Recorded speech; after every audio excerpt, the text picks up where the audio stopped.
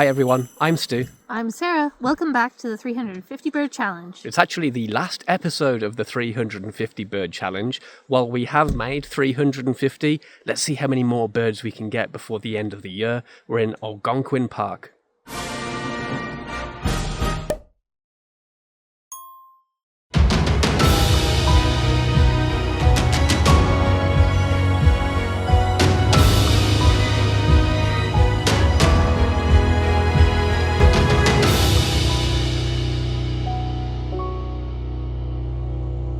Hi everyone, welcome back. As mentioned, we're at Algonquin Park.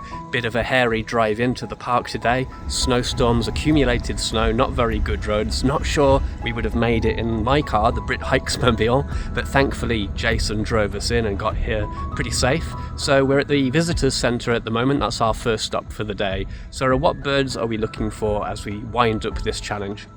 So we're looking for some of the winter finches. So things like red crossbill, pine grosbeak, or redpoll. Really hoping for pine grosbeak. It's been a nemesis of ours for quite a long time, and we have heard reports that there are plenty of those around at the visitor centre. It might end up being kind of shooting fish in a barrel. They have feeders out at the back of the visitor centre, and we're hoping those will attract them in. Really hoping to see that bird, but yeah, if we can get maybe 3-4 more, pushing towards 360, not sure if we'll make that, but we'll see how it goes. Let's go and check out the visitor centre first. By now, regular viewers will know that Algonquin Park is about 3 hours north of Toronto, because we've told you that a bunch of times already. But for anyone new to the channel, this massive park is where we are. A location where boreal forest begins to take hold, and where those winter finches we're hoping to find can often be found at this time of year. Here, specifically, is the visitor centre.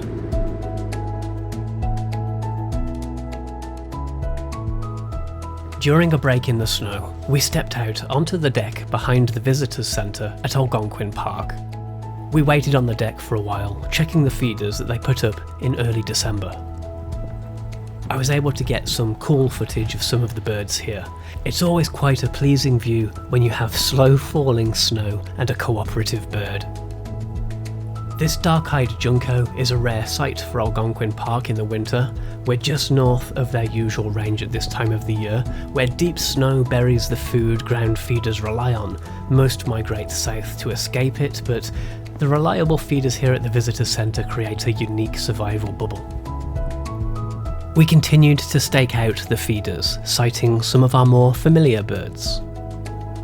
Black-capped chickadees would grab seeds from the feeder, then break them apart in the relative safety of nearby trees. And a red-breasted nuthatch here, but then something else. Well, we've just seen 3 birds fly in that we could tell were finches. Got a closer look at them. Were they white-winged crossbills? No. Pine grosbeak, nemesis bird, lifer, high five. Really pleased to see that. It's been about 3 years we've been trying to find that bird. Let's take a look. 8 pine grosbeak flew into the trees. Another lifer for 2025. I've been wanting to see this species for a while, but they just haven't shown up near to us in significant numbers for the last few winters. They all just came in to the top of the tree. Pine grosbeaks don't mind the cold, but they do like to feed on the berries of mountain ash tree species. In years where there's plenty of berries, they'll stay hundreds of miles north from here, even if it's freezing cold. But if the berries have a poor yield, they're forced to travel further south to eat. I was pleased to finally add this to our life list and get good looks at them. This is just about the largest member of the finch family in North America, with a tail that makes the bird have a slightly longer length than its close cousin, the evening grosbeak. Males are a light red to pink colour, with grey underparts, black wings, and a couple of white wing bars. All the birds that we saw were male, except this one. The females have a similar look, but the pinkish red is replaced with orangey yellow on the head and rump. We enjoyed really close-up views for a while. We didn't even need binoculars, they were so close. They'd stage in the trees for a while before descending onto or underneath the platform feeder to eat. We watched for a while, but the cold was pretty intense, and then it soon began to snow again.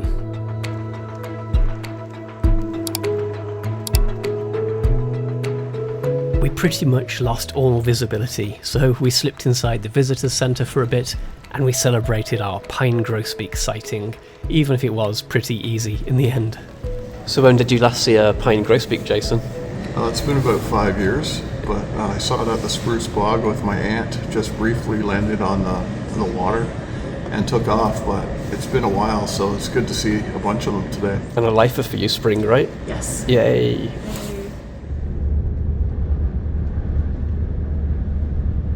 Where are we going next, Jay? Opeongo Road. Opeongo Road is partially closed during the winter, so you do have to trudge on foot about a kilometre along the road. As the snowstorm cleared, we hoped that we might get lucky with some other winter finches landing in the trees. Reports also of a black-backed woodpecker somewhere in here, but we didn't see it. Always fun to see Canada jays in the park, including a family that sometimes hangs out in this area.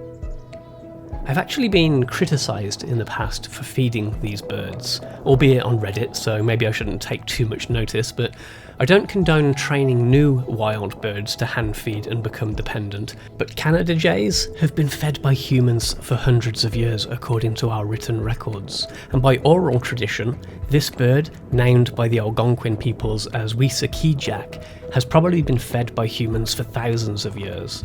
They're smart, inquisitive birds that willfully seek out humans near to their habitats, or in parks like this. We've had them follow us numerous times here and elsewhere. But the population here in Algonquin Park is also food stressed.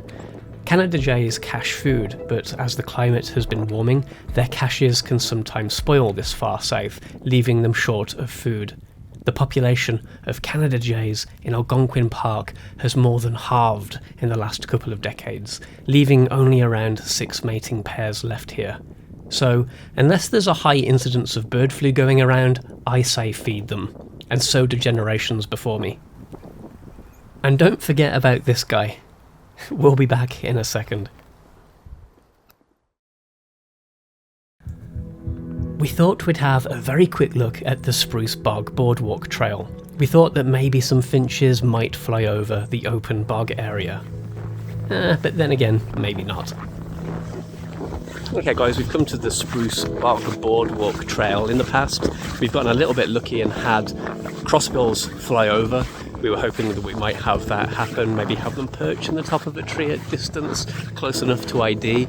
It's very quiet here apart from the common birds we're already seeing, so I think we're going to head back, and maybe our last ditch effort for this video to try and find either red poll or red crossbill is to maybe head to Mew Lake. It's a campground that is active even in the winter, and sometimes there's grit on the road, on the access road into the campsite, and those birds like to forage amongst the salt and grit for nutritional value, so maybe we'll get lucky and we'll see some on the road.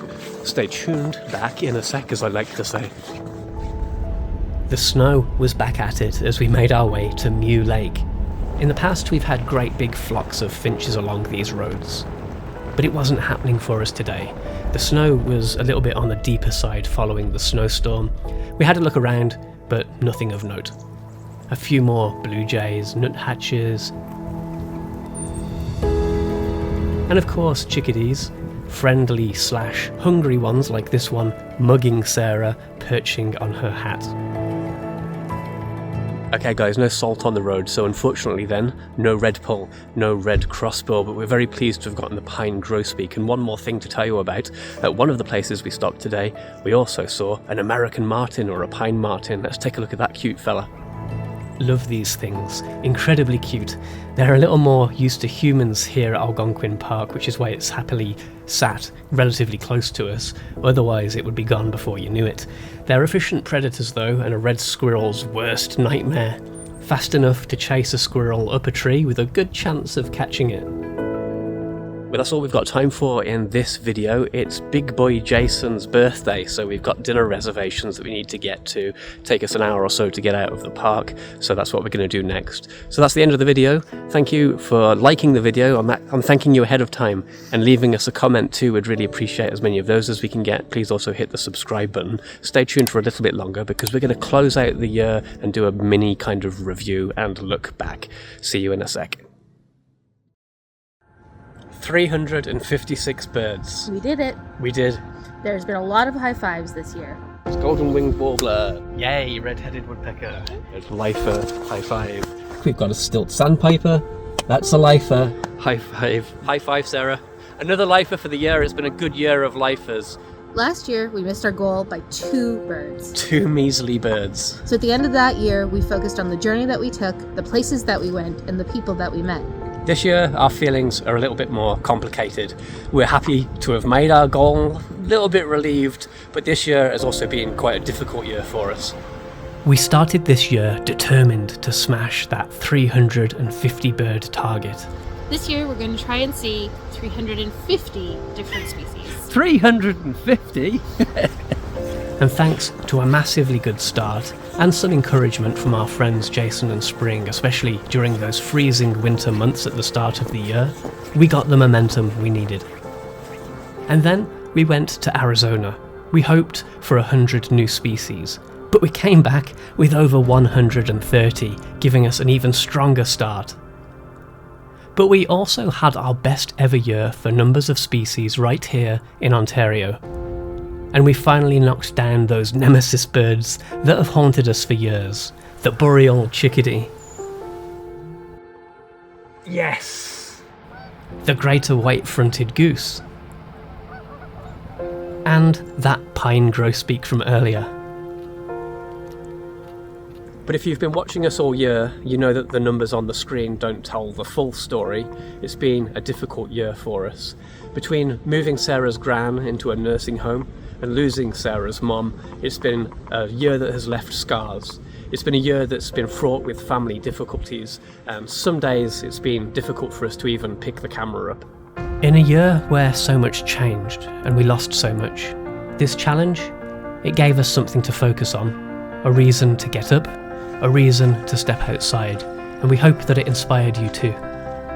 So we'll remember this year for our success and for the relief and for the 356 different birds that we saw, but I think most of all we'll remember this year for being the one where we just kept going.